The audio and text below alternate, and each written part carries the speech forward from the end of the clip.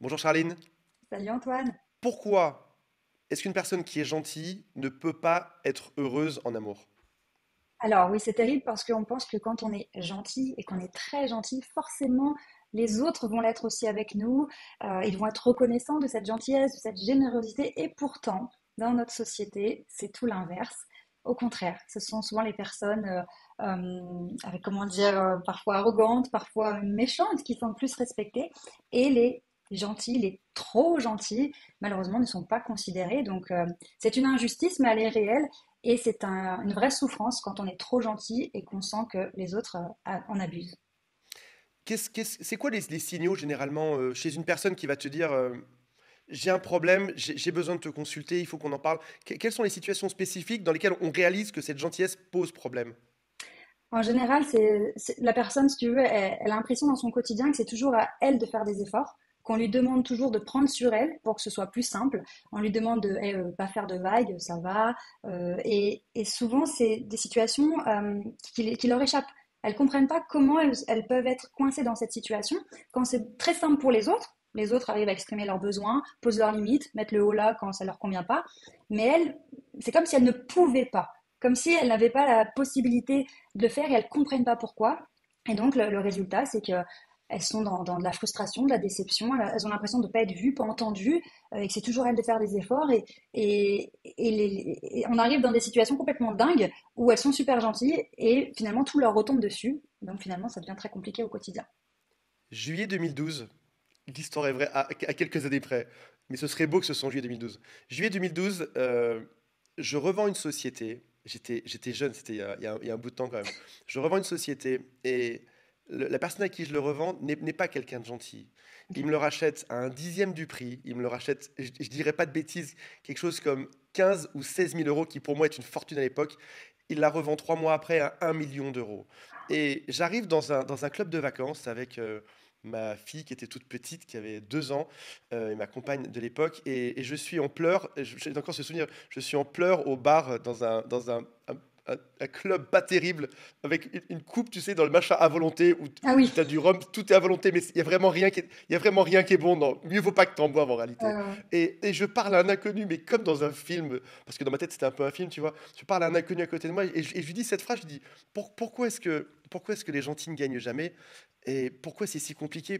Pourquoi est-ce qu'on m'a toujours appris à être gentil et que ça ne fonctionne pas au final? Et ce à quoi le mec me répond, mec, tu te poses trop de questions.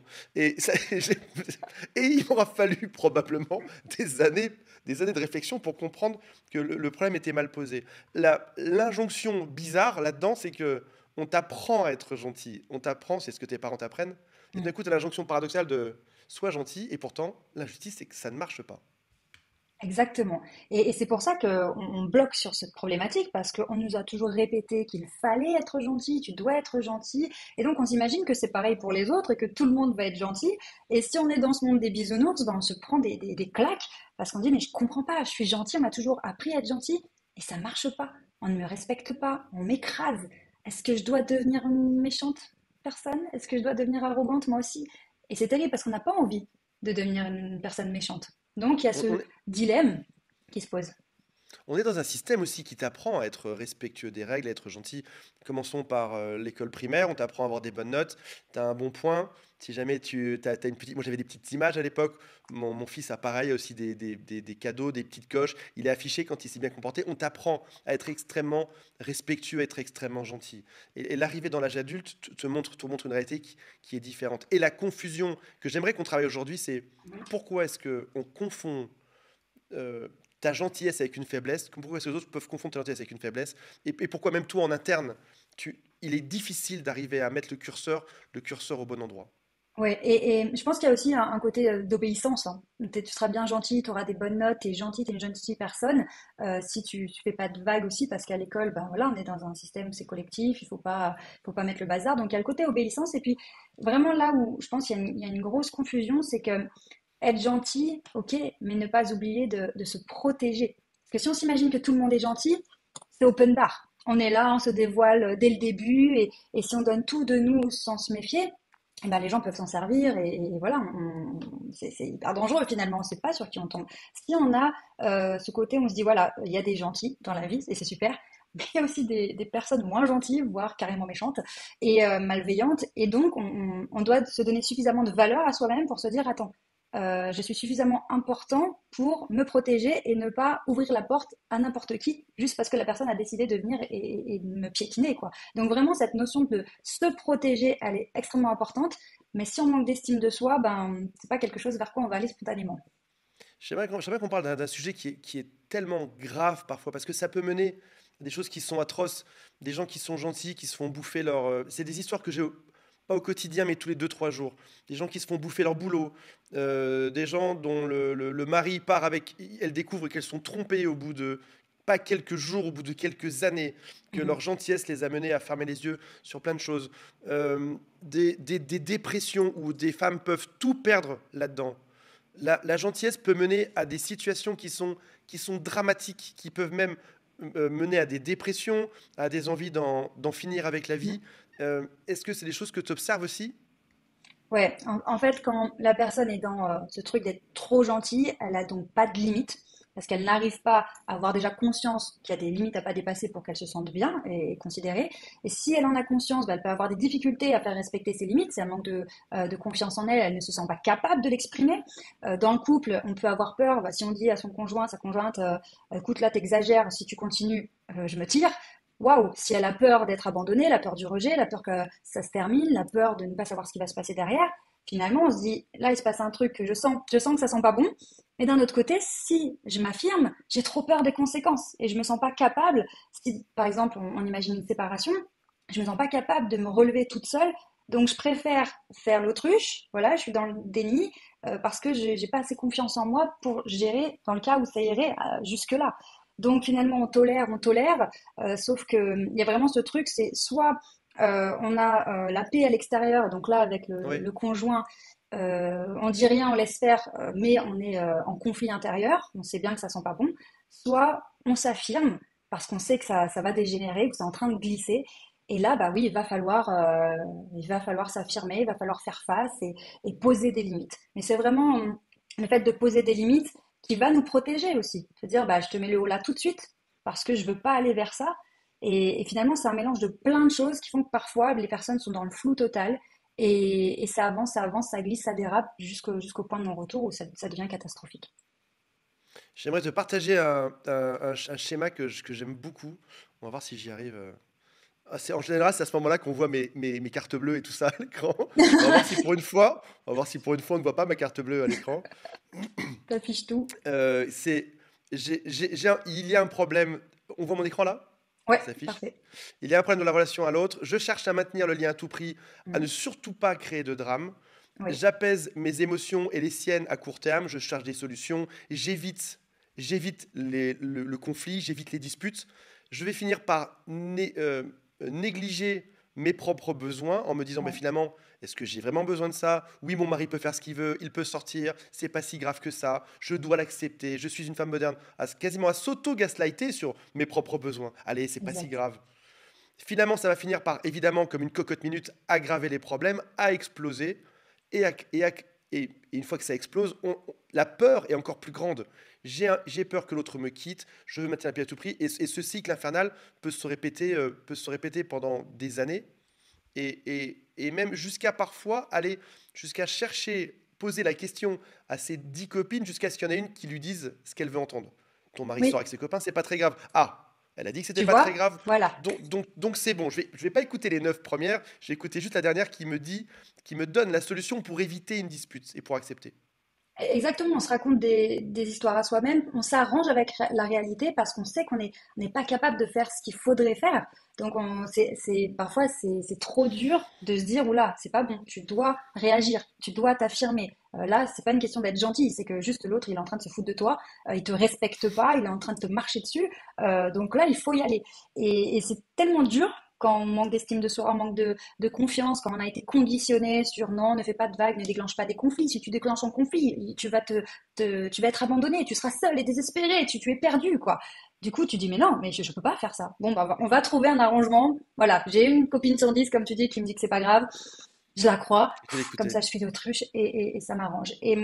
Et c'est vrai que c'est un bouleversement quand on commence à s'affirmer. J'ai une cliente qui est venue justement pour une problématique professionnelle et puis après elle me dit, bon, bah, en fait, ce qui se passe avec mon PDG, ça se passe avec mon mari à la maison. Ça m'a pas étonné, c'est normal. Quand on est dans un type de comportement, c'est comme ça qu'on communique. Système psychologique. Et, C'est un et, moteur psychologique qu'on reproduit partout. ouais, c'est ça. Et elle a compris que finalement, elle se donnait jamais la priorité, elle s'adaptait toujours, même avec son fils d'une vingtaine d'années qui exagérait aussi, qui lui faisait tout faire pour lui alors que c'est un adulte. Et elle dit, mais en fait, je réalise qu'avec le travail qu'on fait, elle me dit, Charline, je ne sais pas qui je suis. J'en arrive au point que je ne sais même pas qui je suis parce que je suis tellement en train de me préoccuper des autres, de ce qu'ils pensent de moi, qui me rejettent pas. Je suis tellement toujours au service de l'autre que je ne sais même pas qui je suis, moi. C'est terrible, quoi. Donc ça peut aller très loin en fait. Et jusqu'à, en effet, comme tu le disais, des dépressions, des choses graves. On va en reparler par la suite, mais il y a vraiment cette étiquette qu'on se met. euh, des fois, c'est une phrase, c'est quelque chose que tu dois entendre au quotidien, j'imagine. C'est des excuses en disant oui, mais je suis quelqu'un de gentil et je cherche à éviter les drames. Et des fois, j'ai été dur avec certains amis, certains clients, et j'ai dit ça, c'est pas de la gentillesse, ça, c'est de la lâcheté.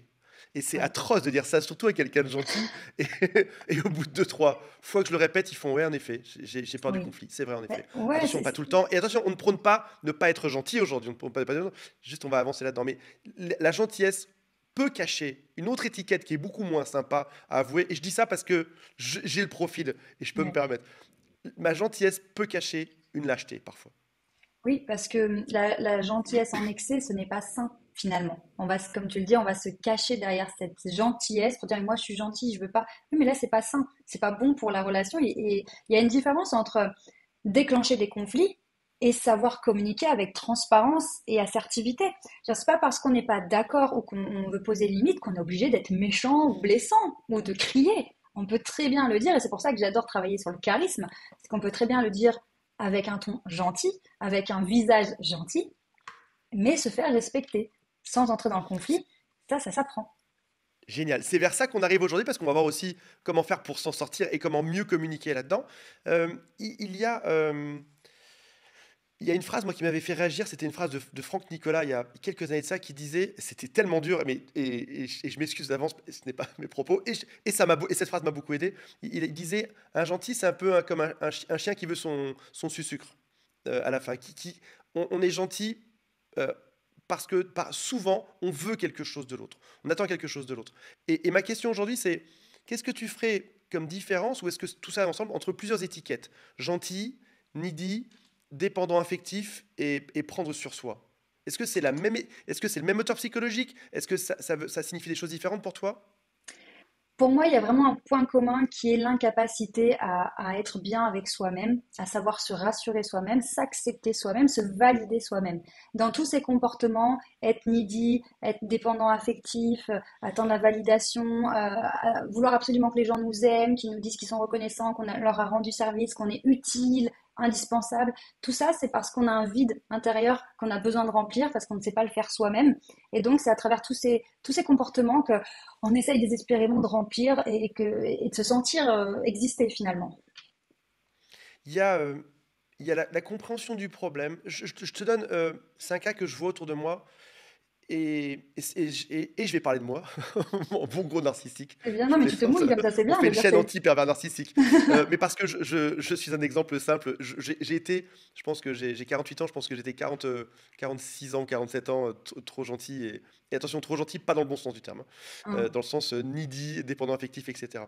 Il y a quelque chose de dur à ce moment-là, et on va voir comment faire pour changer après. Mais il y a quelque chose de dur à ce moment-là, quand tu commences à entendre ces phrases-là, c'est que si on reparle d'auto-gaslighting, c'est que j'arrive à ne pas bosser sur moi, à m'auto-convaincre que c'est moi qui suis dans la bonne voie, c'est hum, moi qui ai la vérité d'être aussi gentil et que tout le monde devrait être comme moi. oui, Et l'histoire se tient, c'est-à-dire que cette histoire-là, elle existe, elle est réelle et elle a même une logique. Le monde devrait être plus gentil. Si tu vas à l'église, qu'est-ce que te disent les curés, les pasteurs dans tout type de religion? C'est sois gentil avec ton prochain, si on te met une gifle, tends l'autre joue, etc. C'est ce qui est chouette. Et du coup, tu peux rester là-dedans en te disant je devrais être comme ça, ton doit être comme ça, jusqu'à en ruiner ta propre vie parce qu'il y a un déclic qui se fait de temps en temps, mais le moteur démarre pas. Tu sais, c'est ces voitures, c'est démarrer. Tu sens que ça pourrait démarrer, Oui, ça ne démarre pas. Parce que tu te dis, je vais rester dans cette gentillesse parce que c'est moi qui ai raison là-dedans. Sans réaliser que cette gentillesse doit avoir des limites, c'est ce dont on va parler aujourd'hui, qu'il est facile de poser ces phrases et ces mots quand on sait comment faire, et que bien souvent, on pourrait être même plus gentil si on avait des limites acceptables dans sa vie. oui, et je te rejoins sur ce côté où quand on est trop gentil, on a l'impression que les gens sont trop méchants. Et Ouais. donc on tombe Le problème, dans c'est cette les autres. voilà, et donc on tombe dans cette victimisation, et j'en parle dans mon livre, c'est carrément un chapitre parce que c'est important de le comprendre que ça ne veut pas dire qu'on est d'accord avec le fait qu'il y a des gens qui soient méchants, qui soient pervers narcissiques, qui soient malveillants, qui soient même atroces, hein. La nature humaine est en même temps exceptionnellement merveilleuse et en même temps atroce. C'est ça qui... Et comprendre aussi que dans notre monde, bah, il y a toujours les deux opposés. Tant qu'on est dans ce côté, moi je suis hyper gentil, je comprends pas pourquoi il y a des méchants, on n'a aucun pouvoir et on ne va faire que subir. À partir du moment où on prend confiance en soi, parce qu'on fait ce travail sur soi, on accepte le fait que, en effet, il y a des méchants sur cette planète. C'est terrible. Hmm. Ils ont certainement vécu des choses atroces qui les a transformés en méchants. Mais on ne peut pas changer ça comme ça. Et donc, on ne peut qu'accepter. Et accepter, encore une fois, ça ne veut pas dire être d'accord, ça veut dire ouvrir les yeux sur la réalité. Et à partir du moment où on fait ce constat, on se dit, OK, je vais sûrement croiser des personnes toxiques dans ma vie, des pervers narcissiques, des psychopathes, tout ce qu'on veut, des personnes jalouses. Mais j'ai suffisamment de valeur pour ne pas me laisser faire, juste parce qu'ils ont décidé de venir se défouler sur moi. Et donc, je vais me protéger. Et donc, on passe de ce côté, je suis gentil, le monde est méchant, on subit, c'est terrible, à, ben, il y a des gentils, il y a des méchants sur cette planète. Moi, je vais tout faire pour rencontrer des personnes gentilles, m'entourer de personnes gentilles, je vais éloigner les méchants. Mais donc, on comprend que c'est à nous de gérer tout ça. On reprend le pouvoir et on se dit, mais en fait, non, je ne Bien suis pas sûr. là à subir les gens qui arrivent dans ma vie. Je les vois arriver, toi, t'es sain, t'es bienveillant, je t'intègre dans ma vie, couple, Oui. amitié, etc., collaboration, business. Toi, par contre, t'es pas sain du tout, je le sens parce que je me mets dans une posture d'observation parce que j'ouvre pas la porte à tout le monde. Et donc, je m'affirme, je suis très très gentille, extrêmement gentille avec mes proches et les gens gentils. Par contre, avec les gens méchants, je me protège. Ça veut pas dire que je suis méchante, mais stop, quoi.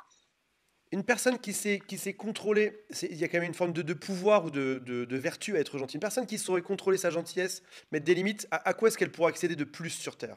Avoir un couple plus heureux? Mieux réussir sa carrière financière?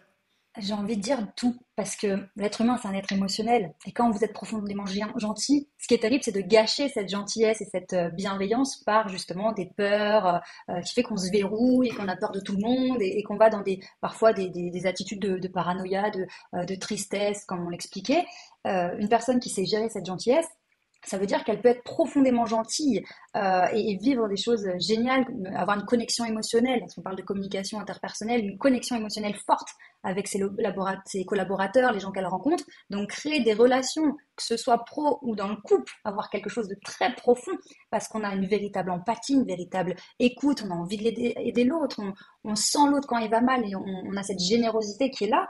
Donc on atteint des niveaux de relations extrêmement profonds, intenses, et vraiment on se dit mais c'est incroyable, cette vie est géniale, alors que si on ne gère pas cette gentillesse, ben on la gâche et on la subit finalement. Il me semble que c'était Jay Shetty qui disait une image qui me plaisait beaucoup, et on va voir comment faire pour arriver à ça. C'est votre gentillesse, qui vous êtes. C'est un peu comme une maison qui aurait un jardin, et il faut mettre des barrières autour pour pas que n'importe qui puisse venir uriner, mettre ses poubelles, ou venir squatter chez vous, ou vous détruire votre bonheur. C'est savoir mettre des barrières.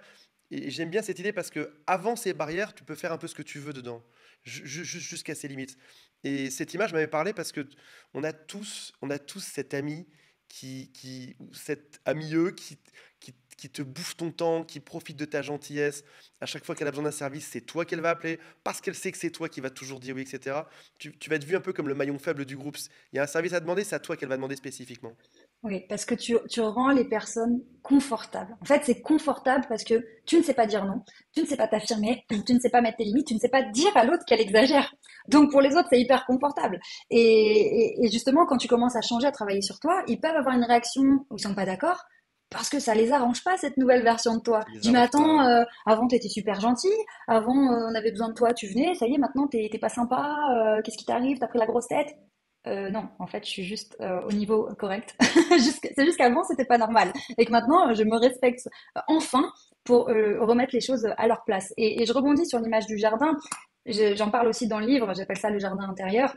J'ai poussé le truc vraiment, tu sais, avec cette histoire de barrière. Et je demande aux personnes, mais est-ce que quand vous imaginez votre jardin, alors on peut aller dans les techniques de relaxation pour avoir des images qui viennent du subconscient, est-ce qu'il y a une barrière, est-ce qu'il n'y a rien? Est-ce que c'est la muraille de Chine? Bon, en général, quand on est trop gentil, il n'y a rien du tout. Cette idée aussi de ne pas autoriser qui que ce soit à venir piétiner notre potager. Si on prend l'image du potager comme nos besoins, on a besoin de manger, besoin d'être respecté, considéré, ne pas piétiner nos fleurs, qui seraient nos valeurs, ce qui nous enrichit, ce qui nous épanouit. Parfois, enfin, arracher des racines profondes, croyances limitantes, conditionnement, voilà, je ne vaux rien, je suis pas assez C'est important. beau, bravo. Arracher les mauvaises herbes au quotidien qui pour moi représentent les pensées négatives, puisque si on ne travaille pas sur les pensées, et c'est comme un jardin, si on ne travaille pas, il y a les mauvaises herbes qui poussent. Et puis, on va dire la cerise sur le gâteau, je leur demande, il y a un chien dans ce jardin, chien de garde, qui représente l'ego, voilà, l'image qu'on se fait de soi. Alors on pense toujours à un ego surdimensionné, ouais, la personne elle a un ego, ok, mais on pense pas souvent au manque d'ego. Et ben finalement, on se représente tellement petit qu'on n'ose pas s'affirmer. Alors imagine que quelqu'un arrive, il défonce la barrière de ton jardin. Alors quel type de chien de garde tu as? Est-ce que tu as un pitbull qui lui saute à la gorge ou est-ce que tu as un chihuahua? C'est quoi le chien qui te représente dans ton subconscient? Et souvent, quand on est trop gentil, c'est un chihuahua, c'est un chiot, c'est un petit chien tout mignon, mais voilà, il va aller se planquer dans sa niche. On a tous, je pense, on a tous des histoires. Tu es toi aussi une ancienne gentille qui s'est reconvertie? Moi, c'est une catastrophe. Certains sourires, certains regards en disent long sur quelque chose. Ah ouais, ouais, ouais. Moi, si tu veux, j'ai été très malade quand j'étais ado, donc j'ai fait mes années de lycée par le CNED, donc j'ai été coupée de la société. Je suis une hypersensible, donc le moindre truc me bouleverse. Donc moi, si tu veux, à un moment donné, je me suis dit, mais je ne vais pas survivre dans ce monde. Je ne sais pas ce que Mm. je fous là. Ce monde est trop fort, trop intense, trop violent. Moi, je suis pas calibrée pour ça. Et je comprenais pas, tu vois. Et à un moment donné, je me suis dit, bon, à un moment donné, va falloir faire quelque chose. Et je ne voulais surtout pas devenir méchante, quoi. Et je voyais pas d'alternative. Soit t'es trop gentille, tu te fais bouffer et c'est terrible, soit tu deviens méchante, mais je peux pas.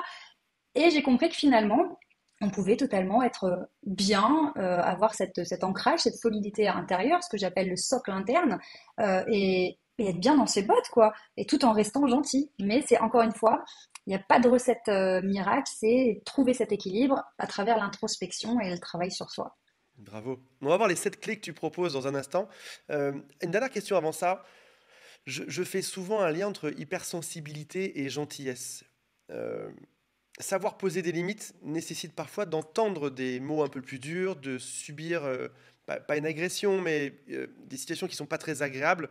Et une personne hypersensible ressent tout 10 fois plus.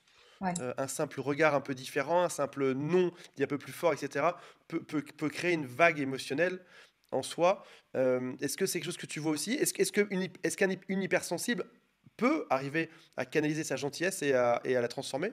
Oui, à force d'étudier le sujet, j'ai compris une chose, c'est que quand tu es hypersensible, tu as tellement d'empathie que si tu as l'impression de blesser la personne parce que tu lui dis des mots un peu plus forts, si ça déstabilise la personne, comme tu as une forte empathie, la déstabilisation, la blessure que tu crées, tu la reçois comme un boomerang. Donc, ça serait vraiment être maso que de se dire, ok, je vais lui rentrer dedans, mais je me le prends, tout ce qu'il va Je vais ressentir prendre à la à cause figure. de moi, je me le reprends fois 10 dans la tronche. Donc, tu sais, parce que je me disais, mais pourquoi j'ai si peur, ou mes clientes, pourquoi on n'arrive pas? Ah oui, mais parce que quand la personne, elle se décompose parce que tu lui as dit un truc, même si c'est important pour toi, tu te reprends toute cette émotion qu'elle vit, elle te transperce. Donc tu te dis, mais pourquoi j'ai fait ça? C'est atroce et je veux plus vivre ça. Donc, tu fais rien, tu lances rien, comme ça tu reçois rien en retour et ça se passe mieux. Donc ça, c'est vraiment important encore une fois, comme l'image du jardin avec la barrière, moi souvent je parle d'imaginer une bulle quand on doit régler quelque chose, pas forcément dans le conflit, mais qu'il faut s'affirmer et se dire, ok, il y a ce que je ressens, il y a ce que je vis, il y a ce qui est important pour moi, et il y a l'autre en face, mais je ne suis pas l'autre, je ne suis pas ses émotions, je suis dans la bienveillance, mais voilà, vraiment s'imaginer que on prend de la hauteur et qu'on n'est plus perméable à tout ce qui va se passer dans l'environnement. Ça, c'est super important. Ton livre qui est sur le point de sortir dans quelques jours, Oui, s'appelle, alors selon la date de diffusion de ce podcast, peut-être qu'il sera déjà sorti, ou peut-être qu'on peut le précommander aussi sur oui, Amazon, c'est possible. s'appelle, je mettrai le lien juste en dessous, s'appelle Vous êtes trop gentil, débloquer les 7 verrous inconscients qui vous empêchent de vous affirmer. Avant qu'on parle des 7 verrous, pourquoi est-ce qu'ils sont inconscients, ces verrous? Parce que en général, comme on le disait tout à l'heure, on sait qu'on est gentil parce que on nous le dit. Dit, ah, t'es vraiment gentil, C'est ah, ce que t'es j'allais te dire, gentil. souvent on est conscient d'être trop gentil. Ouais, on Les est gens le disent, gentil. hein. Ouais, ouais, c'est ça. Ouais, mais toi, t'es trop gentil, ah, t'es trop gentil. Mais des Mm. fois même, ils se foutent de nous, quoi. Oh, mais toi, de toute façon, t'es trop gentil. Je dis, ah, mais c'est un problème d'être trop gentil, je comprends pas. Et on est complètement à côté de la plaque. Et quand on se dit, bah oui, c'est vrai, il faudrait que j'arrête d'être trop gentil, on ne comprend pas ce qui nous empêche de nous affirmer sainement et sans être complètement bouleversé. Et donc, on ne comprend pas. Pourtant, il y a vraiment de véritables verrous qui font que on est incapable de changer. Est-ce que tu veux nous les révéler? Alors, ces 7 verrous vont avec ta méthode qui s'appelle STAIR, S-T-A-I-R, comme escalier en anglais. Yes. Système de transformation, autonomie et intelligence relationnelle. Dis-moi si je fais une erreur Oui, dedans. c'est ça. Est-ce qu'on peut parler de Alors, ces 7 verrous? Est-ce qu'on les voit un après l'autre? C'est quoi la bonne méthode? Est-ce qu'on les bien sûr, dévoile aujourd'hui? Est-ce qu'on a la oui, bien chance sûr. de les découvrir aujourd'hui? En fait, j'ai envie de vous les dévoiler parce que chacun de ces verrous est extrêmement profond. Il y a plein de choses à aller travailler sur ces verrous. Prendre conscience de ces 7 verrous, c'est déjà une première étape, mais on n'a encore rien fait. Il va falloir aller travailler chacun de ces verrous. Et d'ailleurs, au début du livre, j'ai mis un test en place pour savoir quels sont les verrous qui sont totalement bloqués, sur lesquels il faut travailler en urgence, ceux qui sont moins bloqués. Et ça permet déjà d'avoir un petit état des lieux. Alors la méthode que j'ai créée, la méthode STER, hein, système de transformation, c'est vraiment cette idée de se transformer.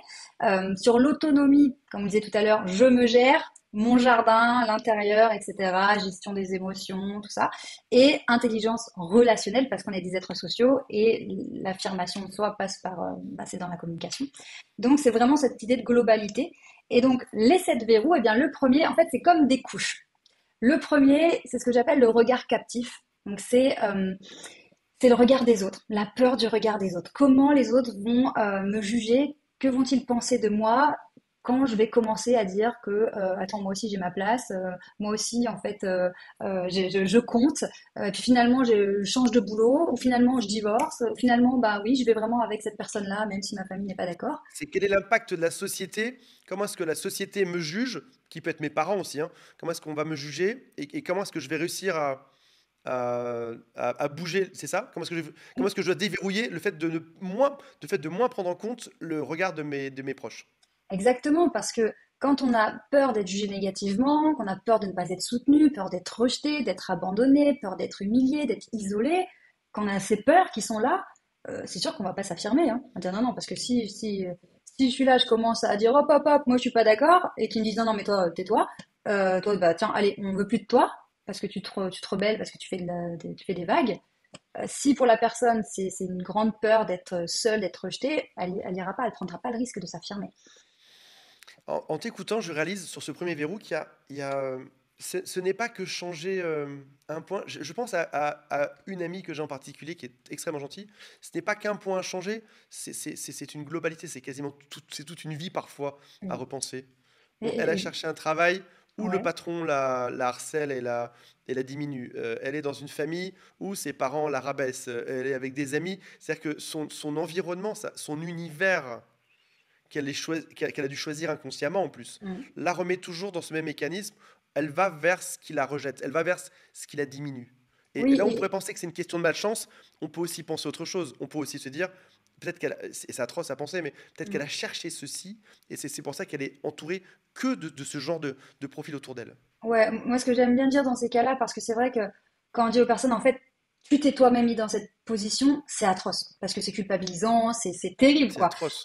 Donc, ce qui est important de comprendre, c'est qu'il y a des conditionnements, et si la personne a été conditionnée depuis son enfance, parce qu'on se construit dans les premières années, elle a été conditionnée à être toujours en dessous des autres. Alors souvent, je pose la question, bah tiens, avec la fratrie, ça se passait comment? Ouais. À l'école, ça se passait comment? Et souvent, il y a des histoires, ah bah moi, j'avais 4 frères et sœurs, ils m'ont toujours dit que j'étais la plus nulle, que j'avais rien à dire, que j'étais pas intéressante, que j'étais débile, que je servais à rien. Mon père m'a toujours dit que de toute façon, je suis un vaurien et que je ferai jamais rien de bien dans ma vie. Ah d'accord. Et ou des choses comme ça. Ou oui, j'ai eu un prof qui m'a dit ce truc, ça m'a traumatisé. Et donc finalement, on arrive à l'âge adulte avec ce conditionnement de pas valoir grand-chose ou de toujours être en dessous des autres. Et donc, on se met dans des situations, et même la communication corporelle, le langage corporel, tout est aligné avec ça, en fait. Et donc, les autres autour de nous se calibrent et ils s'adaptent à ce qu'on leur envoie comme signaux. Si on leur dit, bah voilà, moi je suis pas grand-chose, je vaux rien, vous inquiétez pas pour moi, vous embêtez pas, je vais toujours m'adapter. Ok, la nature a horreur du vide, si on prend pas de place, les autres la prennent. Donc c'est terrible et le verrou du regard des autres, c'est eh oui, mais si je commence à m'affirmer, ils vont peut-être me dire que je suis arrogante, ils vont peut-être me dire que je suis méchante, ils vont peut-être me dire que je me la pète, que j'ai pris le melon. Trop dur, impossible à supporter de ne pas Tu- être aimé. je Donc, réalise un truc. Pourquoi j'ai une personne vraiment gentille et très mhm. dure à coacher, très dure à accompagner.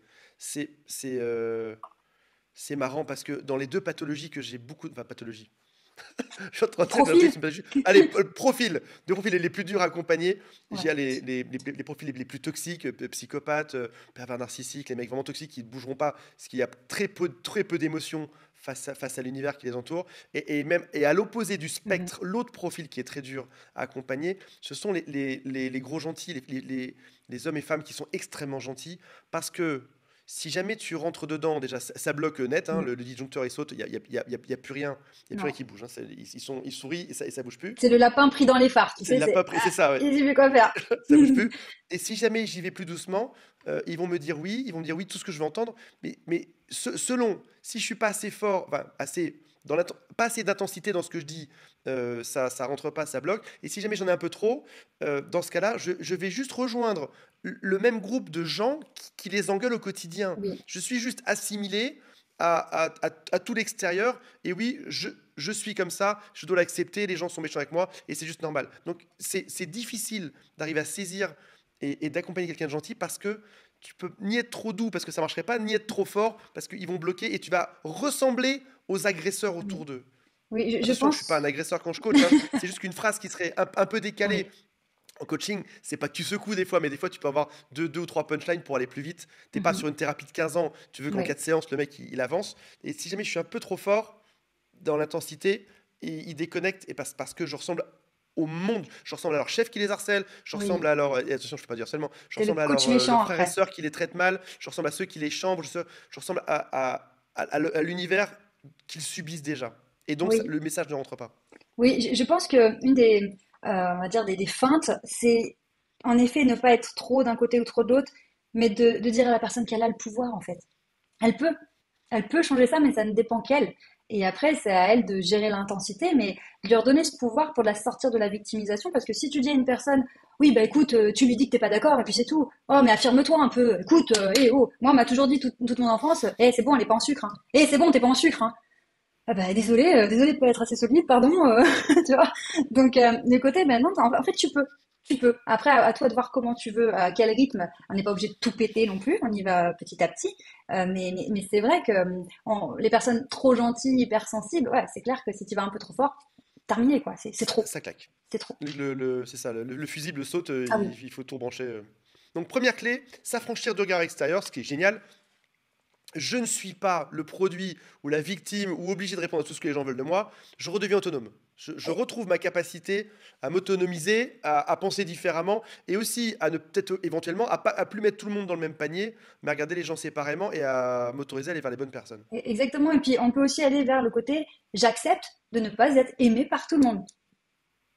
Oui, Parce qu'on veut tellement se rassurer, on ne peut pas. Moi, je pouvais pas imaginer qu'il y a des gens qui allaient pas m'aimer, hein. Donc, avoir une chaîne YouTube, c'était compliqué au début, hein.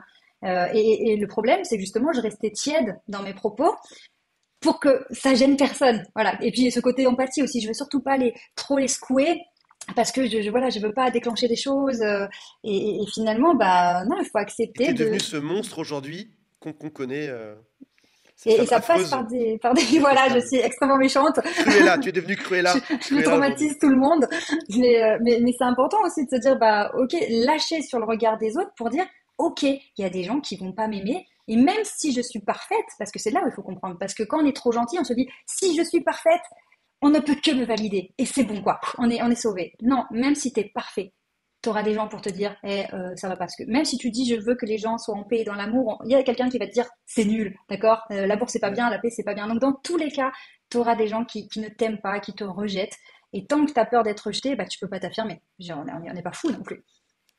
J'ai une histoire par rapport à ça. J'en ai vu la représentation physique de ce que tu dis. J'habitais précédemment dans un petit village et les gens, et moi très gentil, les gens me disaient, Antoine, on n'arrive pas à te cerner, on ne sait pas vraiment qui tu es, on n'arrive pas à comprendre qui tu es. Et je fais ce travail-là d'apprendre à me faire, pas à me faire détester, mais j'apprends à ce que tu me détestes et génial. C'est ça, C'est un ouais. putain de gain de temps, quoi. Je crois que Mm. statistiquement, 6 personnes sur 10 t'aimeront, 4 sur 10 te détesteront et c'est une très bonne chose. Et je me rends compte qu'en affirmant plus mes valeurs, je suis apprécié par certains plus que par d'autres. Et, et quand je me balade dans ce tout petit village, je finis par remarquer que les gens que je n'aime pas, moi, que je n'aime pas, j'aurais fait un effort dans le temps pour être aimé, et qui eux Mhm. probablement n'aiment pas non plus, sont assis à une table d'un café au bord de la mer, et ceux que j'aime bien sont assis à une autre table. C'est-à-dire qu'en gros, en sachant dire ces gens-là je les aime pas, j'arrête de m'adapter à eux, et eux je les aime bien, je vais être naturel avec eux, en sachant juste dire je vais pas être aimé par tout le monde, je sais enfin me situer, les gens savent quelles sont mes valeurs et à Mhm. quel groupe j'appartiens, et je suis plus aimé du groupe à qui je ressemble. Là où, je sais pas, si jamais tu vois ton meilleur ami qui parle à tes pires concurrents ou à tes ennemis, tu vas dire c'est bizarre, on sait pas qui il est, mais arriver à s'affirmer permet aussi d'appartenir à quelque chose. On se croirait en cours de Exactement. récréation finalement, quand tu étais petit. T'affirmer Oui. permet d'appartenir à un groupe. Mais tu sais qu'en plus, on croit parfois qu'avec le temps, ça va s'arranger. Moi, j'ai des clientes qui sont à la retraite et qui travaillent sur leur communication parce que c'est la même chose. Elle me dit, mais Charline, je suis à la retraite, il y a des groupes, il y a des sorties, il y a plein de choses. Et les gens se comportent comme à la récréation. C'est terrible, quoi. Et c'est toujours pareil. Il y a toujours le profil leader qui va être un peu méchant, un peu machin, un peu, voilà, tout le monde craint cette personne et du coup, ben, on laisse tout passer, c'est elle qui a le pouvoir. Et puis les gentils qui sont mis de côté, de toute façon on s'en fout, on les laisse, on les délaisse, on sait qu'ils feront pas de vagues. Voilà, si on travaille pas sur soi, ça ne s'arrange pas avec le temps. Au contraire. Donc il vaut mieux tout de suite se dire, ok, moi je pense que j'ai Je très peur de ce qu'on m'affirme, pense de moi, j'ai très peur qu'on moi, il va et puis falloir l'autre. travailler. Bien sûr. Puis l'autre question étant, à quel âge je vais m'autoriser à m'affirmer enfin, à dire ce que je pense. Mm. Imagine sur ton lit dans tes derniers instants avant Il y a des mots qu'on peut pas dire sur YouTube avant que ça Avant de se passe nous en quitter. fin de vie. Euh, il y a, te dire, je me suis adapté à tout le monde, en permanence pour être aimé par tout le monde Mm. qu'est-ce que je me suis jamais affirmé, ce serait triste. À quel âge, à quel moment je me permets de m'affirmer, à dire à quelqu'un que je l'aime pas quand je l'aime pas. Et c'est ok, tu vois. Je t'aime Oui. pas, génial, c'est un gain de temps génial. J'aurais pas à passer 10 heures avec toi pour savoir si je t'aime ou je t'aime pas. Je sais que je t'aime pas. Oui, puis je pense qu'on n'est même pas obligé de dire aux gens qu'on n'aime pas, qu'on les aime pas, en fait. C'est aussi être en paix avec le fait, ben, voilà, cette personne, j'ai rien en commun, ou je cautionne pas ce qu'elle fait, je m'en éloigne, soit physiquement, soit même émotionnellement, quand malheureusement c'est la belle famille ou des choses, voilà, on connaît hein, toutes ces situations, voilà, j'ai des personnes qui disent, bah, ma belle-mère, elle est ultra toxique, elle me rabaisse, elle est méchante et tout, mais j'ai pas envie non plus de faire un scandale, et donc il y a cette capacité de se donner suffisamment de valeur et de force pour se dire que ben, la personne, en fait, elle ne touche pas. Et même moi, je l'ai vécu personnellement, des personnes qui, dans leur attitude, donc là, on parle de communication vraiment de manière indirecte, hein, la personne te dit verbalement qu'elle t'apprécie, mais en fait, tout te montre que pas du tout, quoi, et qu'elle te supporte pas. J'avais des personnes comme ça qui, ça me transperçait, j'étais bouleversée, j'angoissais avant de voir cette personne, l'événement. Après, je ruminais, enfin, tu sais, c'est ce qu'on appelle les vampires, quoi, les Oui, vampires sociaux et finalement, plus tu travailles sur toi, plus cette personne qui prenait tant de place, t'as diminué. Tu penses même plus, en fait. Parce que tu t'investis émotionnellement en temps, en énergie avec les personnes avec qui tu t'entends, avec les personnes avec qui tu as les mêmes valeurs. Et du coup, bah, cette personne qui rage contre toi, qui est jalouse, qui t'aime pas, qui te déteste, qui essaye de te détruire, bah, elle a plus de pouvoir sur toi. Et passe à puis côté. là, à ce moment-là, ta barrière du jardin, tu mets une bonne vitre blindée, elle t'atteint plus, quoi. Ça change la vie. Quelle est la clé numéro 2? La clé numéro 2, bah, c'est le socle Le interne. verrou numéro 2. Alors Le socle interne. ouais, le socle interne, c'est un mélange de confiance, d'estime, d'amour pour soi, de respect pour soi. S'imaginer vraiment une base, un socle ultra solide à l'intérieur de soi, sur lequel on peut s'appuyer, tu vois. Parce que si tu as un socle tout avec des fissures qui s'effritent, tu peux pas te faire confiance pour t'élancer. Tu dis, mais déjà, moi-même, je sens que je vais me casser la figure, je peux pas. Si tu te sens solide de l'intérieur, à ce moment-là, t'y vas. Alors, quand on a un socle interne qui est trop fragile, on va avoir la peur de l'échec, la peur de la déception, tu sais, décevoir les autres aussi, se décevoir soi-même, la peur de regretter, la peur d'être humilié. toutes ces choses qui font qu'on n'arrive pas à passer à l'action, on n'arrive pas à élever Tu as nos un exemple? standards. Alors, un exemple, souvent ce que je vois, c'est quand les personnes n'arrivent pas à prendre la parole, tu vois, à s'affirmer verbalement, soit pour poser des limites, soit pour donner une idée en réunion, soit pour dire à son conjoint que bah, cette fois-ci, c'est pas toi qui vas choisir encore la destination des vacances comme depuis 10 ans. Bah, c'est de se dire, si j'ai pas confiance en moi, je vais pas me sentir capable de dire les choses. Je vais peut-être avoir un gros blanc, je vais bugger, je vais pas dire les bons mots, la personne va argumenter, je saurais pas contre-argumenter, je ne saurais pas négocier. Donc toutes ces choses, je le mets dans la méthode STER que j'enseigne parce que les bases de la négociation, c'est pas seulement pour les contrats, c'est aussi dans la vie au quotidien. Et donc si on ne se sent pas capable, si on ne se sent pas solide, on n'ira pas. On sait qu'on devrait dire, attends, mais j'ai mon mot à dire aussi pour la destination des vacances. On sait qu'on doit le dire pour se sentir aligné, mais on ne s'en sent pas capable. Et donc finalement, on fait rien, on ne dit rien parce qu'on a trop peur de ne pas savoir faire et on subit encore une fois. C'est des méthodes, c'est des... La confiance en soi, c'est marrant, c'est un peu comme le bonheur, c'est des concepts qui restent flous pour moi. Si jamais dans la rue, je te croise demain et que je te dis, t'as pas l'air heureuse ou sois heureuse, Mm. t'aurais du mal à te dire, alors j'ai pas l'air heureuse, est-ce que c'est vrai ou pas? Est-ce que du coup ça va me déprimer de me dire que j'ai pas l'air heureuse? Ou alors si tu me dis, si je te dis sois heureuse, tu vas me dire, mais ouais, mais comment on fait? Et la confiance en soi, c'est un peu pareil. Si je te dis, j'ai confiance en moi ou j'ai pas confiance en moi, je trouve ça vachement relié à des situations. C'est très Oui. situationnel la confiance en soi, déjà. Euh, Ça dépend de avec qui tu es, où tu es, à quelle heure de la journée on est quasiment, quel moment de ta vie tu es. Tu peux avoir très Mhm. confiance en toi à 30 ans, puis plus du tout à 35, à 40. Et par contre, sur ce socle, il y a une notion qui est beaucoup plus claire, c'est l'égoïsme. Mhm. Euh, si je te dis sois égoïste, là, enfin, le machin parle. Oui, ça je vois. C'est faire un peu ce que je veux quand j'ai envie. Et toute cette longue introduction pour en arriver à une question qui est toute simple, c'est est-ce que égoïsme et confiance en soi ne sont pas un peu reliés? Égoïsme dans le bon sens du terme, hein, pas celui qui pense qu'à sa gueule en permanence. Ouais, je dirais que égoïste, on n'est plus sur des besoins, on est sur des envies. Tu vois? Souvent on se dit mais non mais je vais être égoïste hein, si je pense à moi, que je me développe personnellement et tout, c'est pas bien. Il faut encore que je sois là pour les autres, tu vois? Le truc du syndrome du sauveur, je suis là pour les autres, je suis gentil et tout. Et donc la personne souvent me dit mais moi je veux pas être égoïste.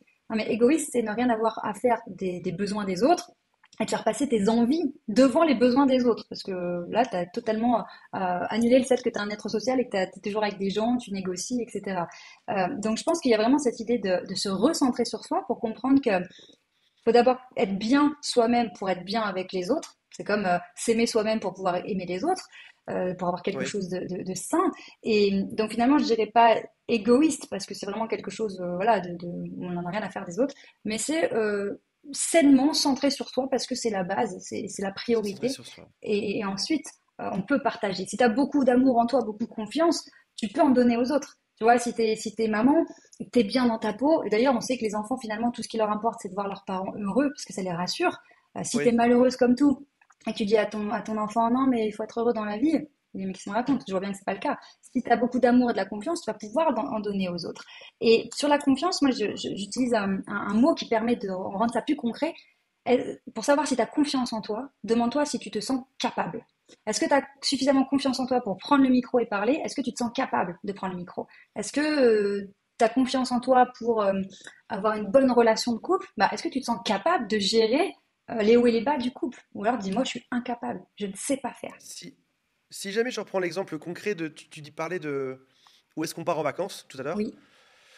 Si jamais je reprends cet exemple concret, là on est vraiment sur du concret du quotidien. Où est-ce qu'on part en vacances? Où est-ce qu'on part en vacances? Est-ce qu'on pourrait se dire en une microseconde, je vais me poser deux questions. C'est qu'est-ce que je veux de manière alors, égoïste ou centrée sur moi? Qu'est-ce que je veux? Et Oui. deuxièmement, est-ce que je suis capable de le dire? C'est ce qui finalement donnerait le besoin et la capacité d'exprimer ce besoin. Exactement, c'est ça, c'est d'abord, alors moi, parce que voilà, pour une fois, on se centre sur soi-même, au lieu de se demander qu'est-ce que l'autre veut, qu'est-ce qui lui ferait plaisir, en- à quel moment je serais gentille si j'accepte. Non, non, Oui, c'est déjà moi, juste moi et moi-même, de quoi j'ai envie, qu'est-ce qui me ferait plaisir, voilà, ok, je fais une réunion avec moi-même. Ok, je connais le point à négocier, je connais mon objectif. Et puis, je peux aussi me demander jusqu'où je peux aller.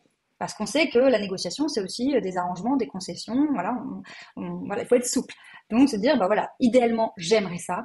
Après, si c'est le plan B, bon ça me va. Par contre, c'est hors de question. Donc il faut déjà être bien carré dans sa tête, Carré préparé. sur 16 ans. Voilà. Génial. Et donc se connaître. C'est pour ça que je parle d'autonomie. Si tu sais pas de quoi tu as besoin, bah tu vas te laisser influencer, manipuler, on va te balancer des arguments, on va te faire du chantage affectif et hop là, on t'a retourné et t'as pas compris pourquoi tu t'es retrouvé d'un côté alors que tu voulais aller de l'autre.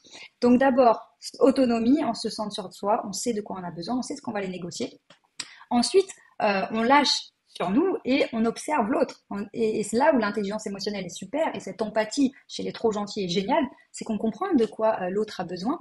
Et plutôt que de partir dans tous les sens quand on se rend compte qu'au départ on n'est pas d'accord et qu'il va falloir négocier, on reste cool et on se dit ok, on n'a pas la même envie, on va négocier, on va argumenter, j'ai confiance en moi, je me sens capable de négocier ça va bien se passer.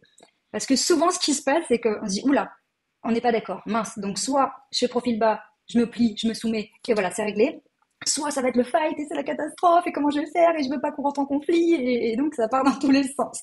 Donc là, l'idée c'est vraiment de se dire, ok, cool, je sais communiquer, j'ai décelé chez la personne qu'elle a tel besoin, peut-être qu'elle a besoin que je reconnaisse son besoin.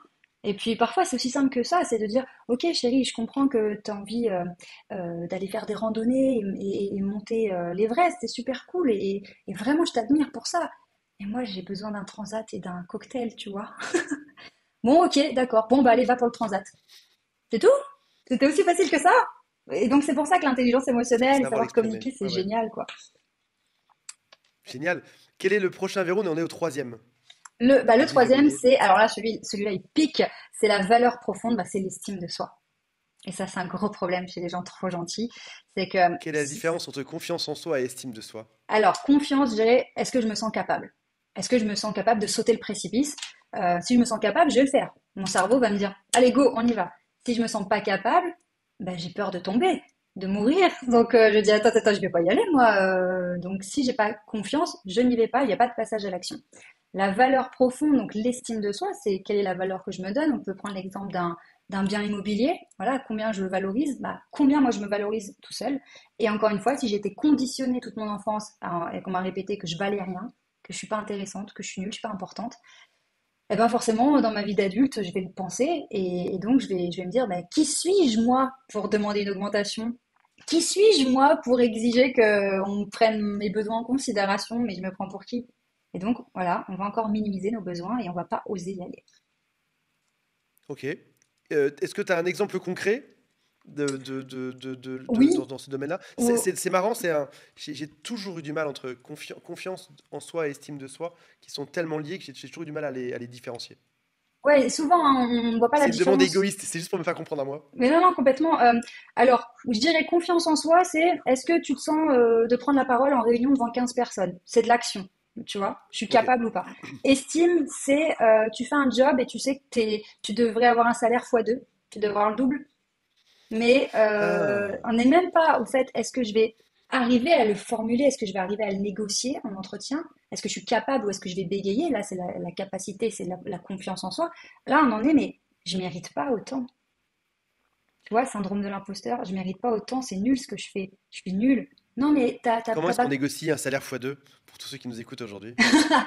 Alors, bah là, Quels on va sont les mots? travailler. Jusqu'à présent, on a eu des mots dans tous les exemples. Quels sont les mots utilisés?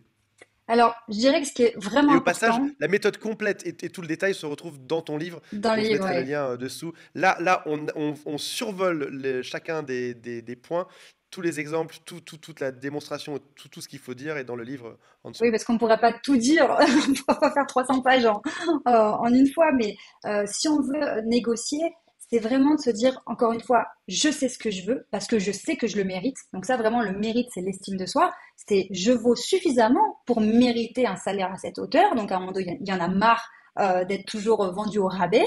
Je vais me m'aligner avec ce que je vaux, voilà. Et une fois que c'est clair de notre côté, sur notre côté intérieur, on dit, ok, maintenant je mets en super communicant.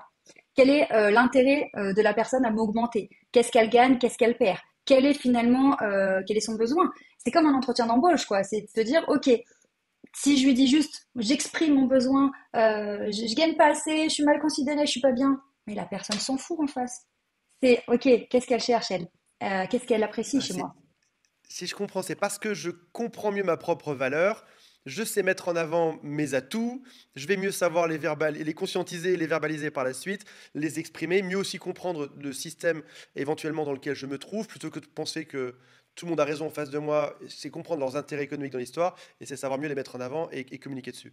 Exactement, c'est ça, c'est de dire, bah voilà, vous avez toujours cherché une personne en gros comme moi, vous savez que je suis un atout de dingue, et là, bah oui, elle comprend exactement nos besoins, elle est vraiment parfaite, ok?